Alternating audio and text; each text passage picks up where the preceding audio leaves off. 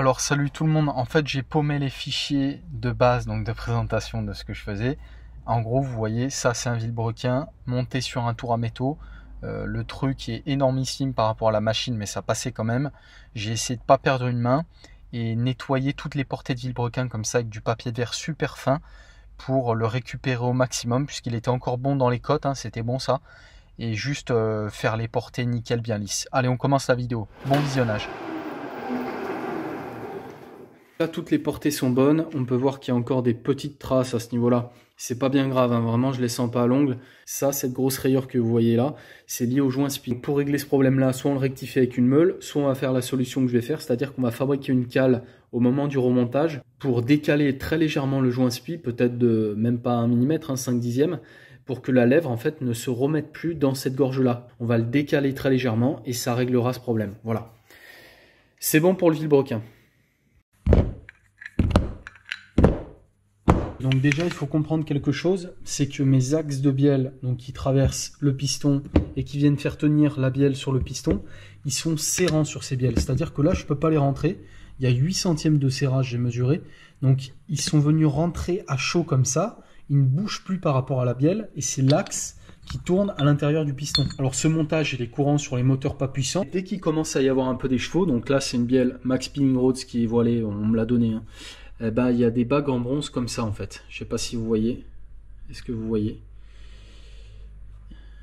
BMW. Donc en fait, ce que je vais venir faire, c'est m'inspirer de ce système-là, venir réusiner l'intérieur de mes bielles pour mettre une bague en bronze et passer le montage de ces bielles en montage axe glissant. Donc en fait, quand le piston vient forcer sur l'axe pour pousser la bielle vers le bas, eh ben, si on regarde vraiment très précisément, l'axe vient se tordre comme ça, puisque ça appuie là et là. Le problème, c'est que quand on vient répéter ça beaucoup de fois avec plus de pression vu que le moteur est préparé et que l'axe reste rigide, bah, ça appuie toujours au même endroit sur l'axe et ça le tord toujours dans le même sens. Ça, les matériaux, ils aiment pas. Ce qu'on appelle la fatigue des matériaux, ça fonctionne quelques temps et au bout d'un certain temps, ça finit par casser.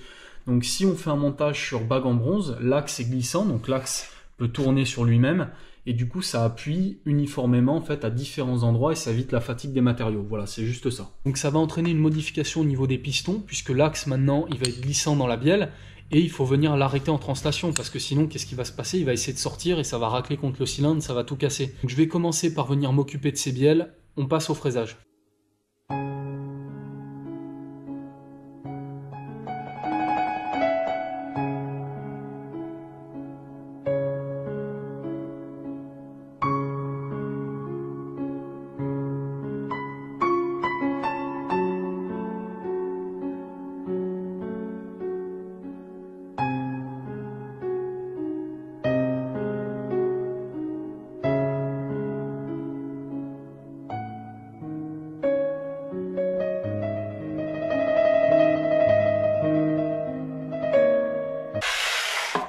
Voilà pourquoi j'ai dû attendre 1 mois pour continuer cet usinage, parce qu'il fallait que je trouve des barres à alaiser comme ça. Donc ça, ce sont des outils qui sont absolument magnifiques. C'est du vieux matériel, mais c'était fabriqué en Suisse, c'est increvable. Ça permet d'usiner sans vibration, puisque vous avez vu, le premier usinage était avec une tête à alaiser. Et c'est un outillage qui est beaucoup trop gros par rapport à l'opération, ça vibre, c'est pas le top. Quand j'ai fait le premier usinage, donc avec la tête à alaiser, ça faisait super longtemps que j'en ai pas utilisé une, et... Vous voyez ce qui reste? Vous voyez l'épaisseur à ce niveau-là? Il reste quasiment plus rien. Donc en partant du principe que mes vidéos sont expérimentales et que de toute manière il faut tester, bon, on va rester sur des bielles comme ça. Donc, avec la fraiseuse, j'ai cette pièce-là. Ça s'appelle un mandrin diviseur ou un plateau diviseur, je ne sais plus exactement.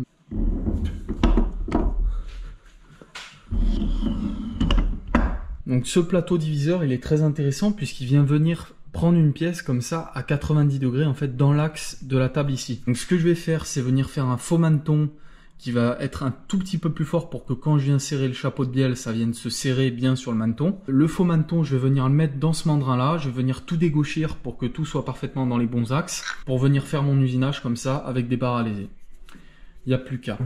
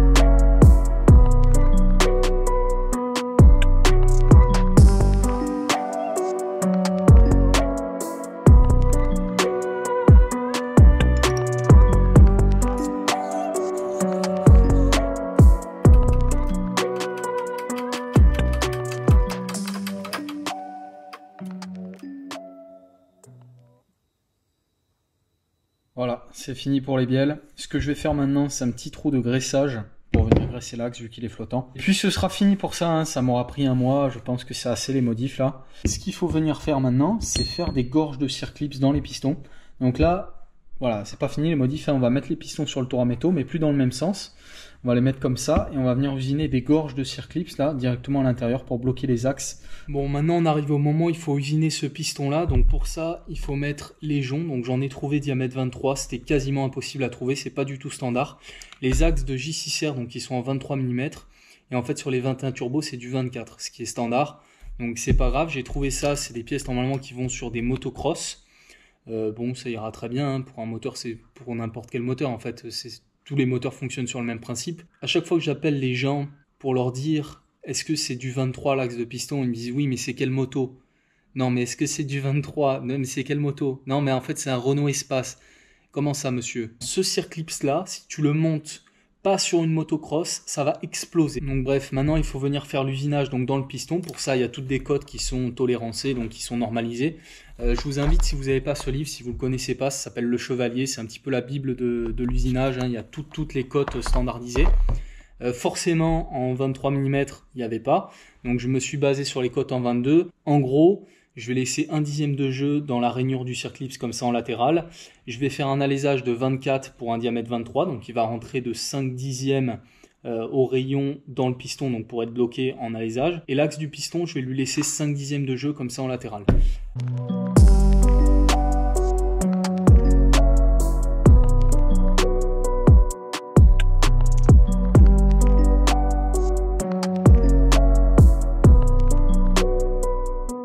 J'ai mis une petite vis d'arrêt, j'aurais pu mettre un peu de serrage sur le piston, le chauffer et les rentrer comme ça. Mais vu qu'à chaque fois il faut les retourner, qu'il y en a 4 à faire, je me suis dit allez, tant qu'on y est, on va mettre une petite vis nickel comme ça. Donc là c'est bon, je vais vous montrer comment ça rend.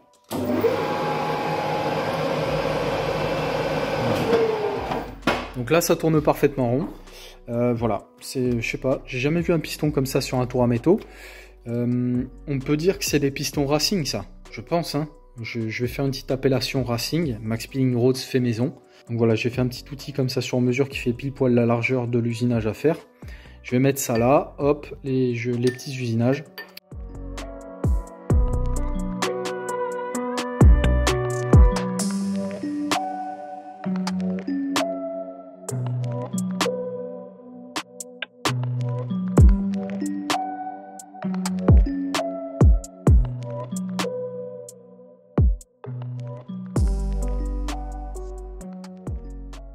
Bah ça c'était 3 mois de galère, parce que pour trouver la personne qui avait la machine pour les reprendre, il faut savoir que quand j'ai mis les bagues sur la presse, ça les resserre. Donc il faut revenir enlever quelques centièmes, et ça faut une machine bien spécifique, c'est une machine de rodage. Et je l'avais pas, et du coup j'ai commencé ça au mois de juin, on est au mois de septembre. C'est pour ça que les vidéos parfois sont longues à sortir. C'est fait, je remonte le moteur. Je démarre une boutique sur internet. D'ailleurs, je remercie la personne qui va se reconnaître, grâce à qui c'est possible. Et je lance la boutique avec ce sticker. J'ai demandé à Max Speeding Roads s'ils voulaient qu'on fasse un jeu concours, s'ils étaient prêts à donner un turbo. C'est pas celui qui est tombé, hein. Celui-là, je l'ai envoyé à la personne. Je vous montre la photo.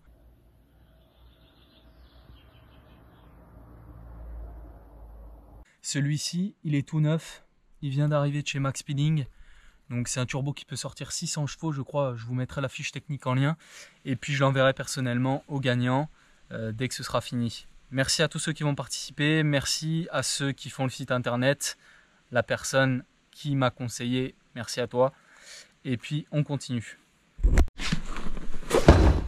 Ça qu'est-ce que c'est? Bah ça en fait c'est très simple, c'est les seules pièces de ce moteur que je vais changer, donc qui ne seront pas des pièces d'origine. Donc c'est des chemises en vraie fonte. Donc c'est pas de la fonte laminaire. Donc théoriquement, je peux leur mettre 3 barres de pression dans la gueule et ça devrait pas péter. Donc avec ça, donc j'ai des coussinets. Ça c'est les coussinets de bielle. Ça c'est les coussinets de Villebrequin ou l'inverse, je sais plus. C'est pas du trimétal, c'est des coussinets standards. Je pense que ça va tenir, hein. Théoriquement, il ne devrait pas y avoir de problème. Et ça, c'est les segments. Segment 9, coussinet 9 et 3 barres de pression de turbo.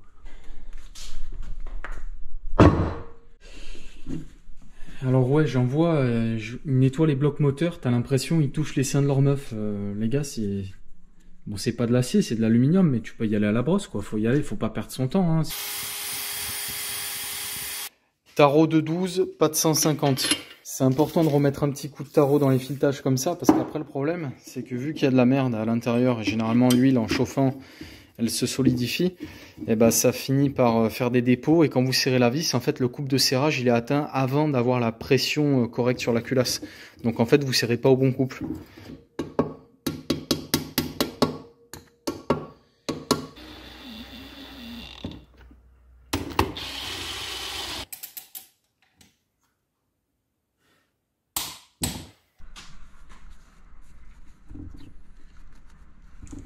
Bon, là je vais passer à l'étape ultra satisfaisante après 3 mois de galère, c'est de installer ces bielles avec ces pistons. Donc je l'avais dit dans le précédent épisode, mais les axes des pistons ils sont toujours décalés pour éviter le ballottement dans le cylindre. Donc il faut pas se tromper de sens parce qu'il y a un sens à tout ça. Donc je vais regarder vite fait. Là maintenant c'est glissant, ça va pouvoir tourner comme ça et il n'y a aucun jeu. Donc il n'y a pas de jeu comme ça. Donc ça ce sont des bielles Max Speeding Roads fait maison. Voilà. Donc là, je suis en train d'essayer de recomprendre comment les pistons sont montés par rapport aux bielles. Donc on peut voir qu'il y a une flèche de ce côté. Forcément, la flèche, elle y est plus puisque j'ai raboté ça autour à métaux. Mais, pour une fois, j'ai pas été con. C'est-à-dire que j'ai fait un petit coup de pointeau là-bas, on le voit dans le fond, du côté de la flèche. Donc la flèche, elle a été de ce côté. Ils sont tous orientés vers le volant moteur comme ça. Et après, il faut juste savoir si la bielle, elle a un sens, elle. Faut faire des petites vidéos, des petites photos, des montages, sinon vraiment on galère au remontage. Il y a juste un truc que j'arrivais pas à comprendre, c'était comment repérer la 1 et la 4, enfin de la 1 à la 4. Parce que les inscriptions, là il y a un 1, là il y a un 3, là c'est différent mais il y a un 3, et là il y a un 5. Et en fait j'ai l'impression que ce qu'il y a de plus fiable c'est ça. Donc là on voit bien que c'est marqué B2, c'est marqué B3, et là en bas en fait c'est marqué B1. Ouais, et elle est marquée B1, donc je pense que là je connais la 1, la 2, la 3, voilà. Donc si vous avez plus de 62 QI, vous saurez que la 4 elle est quelque part. Donc là on va assister en direct à un truc ultra satisfaisant. Pour ceux qui n'ont jamais remonté de bielle serrée, avec les axes serrés sur les bielles, c'est une énorme merde à faire parce que il faut chauffer, rechauffer les bielles très très fort. Faire l'inverse du démontage en fait, c'est vraiment compliqué. Et là, vu que ça devrait bien glisser, donc là, on va le mettre juste comme ça. Hop là, là on est vraiment bien. Est-ce que je vais réussir à montrer en direct? Voilà, et jusqu'en butée. Voilà, on a entendu la butée. Donc là, j'avais déjà mis un clips de ce côté. Et puis voilà, c'est magnifique. Tout ça pour ça, hein. Et dire que ça va péter, n'empêche si le moteur il pète avant de sortir ses chevaux, je serais tellement dégoûté, mais bon. Ça aura valu le coup de le faire juste pour l'expérience, quoi, je trouve. Donc je fais pareil sur les 4, avec un petit peu de musique classique, on va se mettre bien, et puis c'est parti.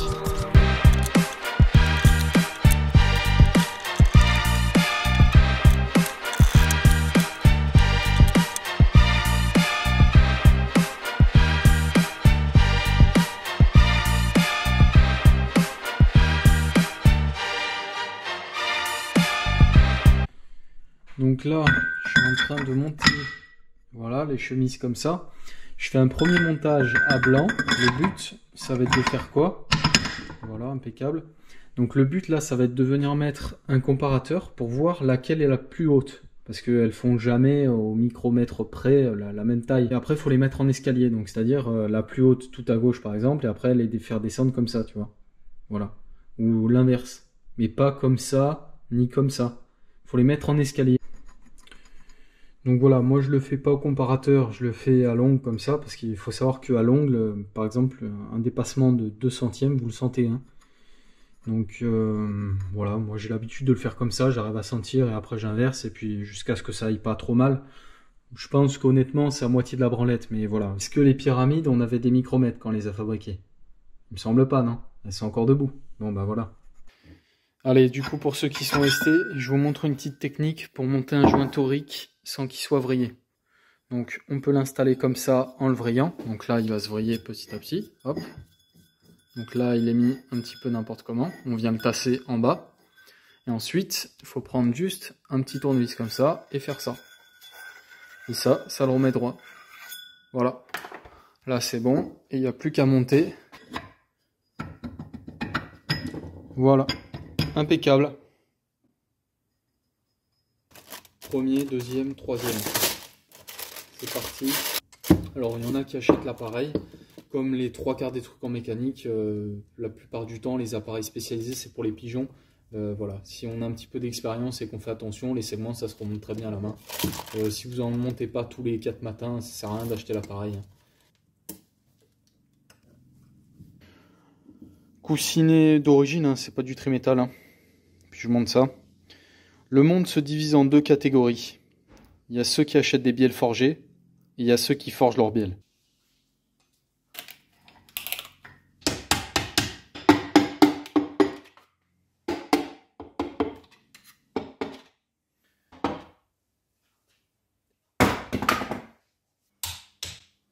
Il disait 45 à 50. Bon, là, vu que je vais sortir peut-être 3 fois la puissance, je me suis dit peut-être 50, ce sera mieux. Bon, c'est bon, donc les pistons sont remontés. Là, je ne sais pas si vous avez suivi le précédent épisode, mais les pistons, je les avais passés au tour à métaux pour décomprimer le moteur. Ça, c'était pour faire quoi? C'était pour éviter de monter 2 joints de culasse superposés. Même si de grands scientifiques ont prouvé que ça fonctionnait. Moi, j'ai fait des calculs simples. Donc mes calculs, c'est qu'avec 2 joints de culasse, ce moteur, il a sorti 200 chevaux. Donc avec un joint de culasse, il peut en sortir 400. Donc pour tout ça, c'est terminé. Maintenant, on va passer au volant moteur. Je vais vous montrer ce que je vais faire dessus.